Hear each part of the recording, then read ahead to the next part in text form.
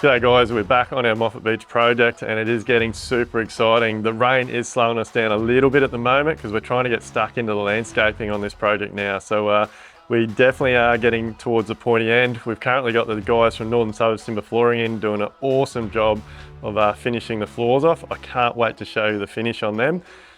We got the guys coming back in next week to do the final grind on the polished concrete floor.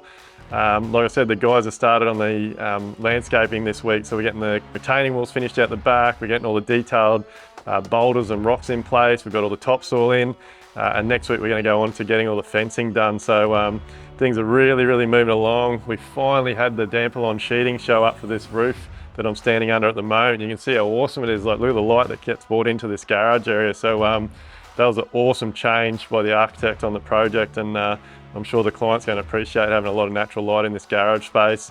The team has done an awesome job on the terrace seating.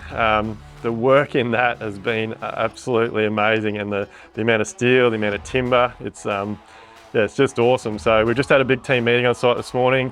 Look, I can't do what I do and do the jobs we do without my team. They're absolutely incredible. Todd, my supervisor, Brad, my chippy, just true craftsmen, like absolute guns at what they do. They put so much time and energy in, and we really appreciate it, and it's a big part of why we get the finished product that we do. It's a credit to the entire team, and can't wait to show you this finished product. We're literally 2 to 3 weeks off having the actual house finished. It's a little bit disappointing. Our civil contractors are just been delayed massively, so we can't finish all of our main civil works on the outside, which means we can't finish the driveway and we can't finish all the landscaping works to the front yard, which is a little bit of a bummer. We're going to have to come back and do that at a later stage, but when it comes to the house, we're nearly there, so stay tuned.